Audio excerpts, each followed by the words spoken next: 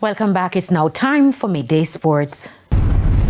Jamaica attained 2 more medals as Day 4 of the World Athletics Championships in Tokyo, Japan came to a close. Orlando Bennett clocked a new lifetime best, 13.08 seconds for silver in the men's 110-meter hurdles. Tyler Mason equaled his personal best once again with 13.12 seconds to get bronze.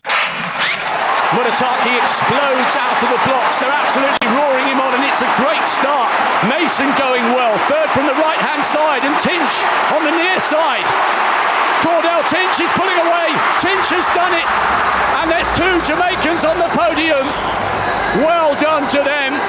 Bennett and Mason spoke with TVJ sports reporter on location, Jermaine Brown, about their performance. It was hell, trust me. Everybody is on the same level basically, so you just have to be a bit bold to be able to be on the podium. So that's what I did today. Came out there and I was bold. Yesterday I was watching back the Paris Olympics finals and I was like, I'm always making these finals what is really the biggest problem. And so I came out my shell, went through the disappointments of the race, saw that my biggest problem was the first hurdle.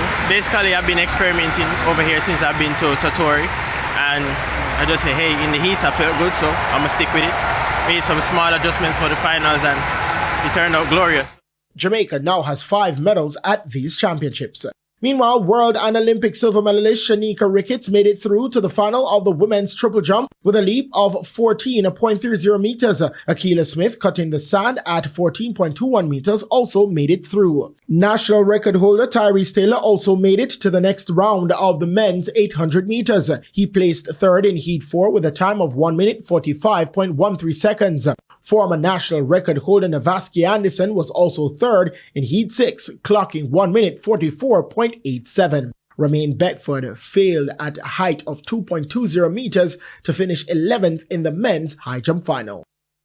And finally, head coach at the Racers Track and Field Club, Glenn Mills, says there's more to come from the newly minted 100-meter world champion Oblique Seville. Speaking on the TVJ Tokyo Post show, Mills says he should have an operation which could improve his performance. He's going to do an operation on his toe, on the toe. I've decided that we're going to do an operation on the toe.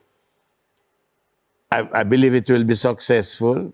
Once he gets over that, then he can run the turn. Once he can run the turn, he will be a very powerful force in the 200. Mills also explained why Seville could be a danger in the half-lap event. His 300 times indicate that he can run a good 90 low over the 200. Seville clocked a personal best time of 9.77 seconds to win gold in the 100 meters. I am Christopher Scott, and that is your Midday Sports Report. Thank you, Christopher. And that's the Midday News Package. I'm Kerry-Ann Simpson. Join us at 7 for Primetime News. On behalf of the news, sports and production teams, good afternoon.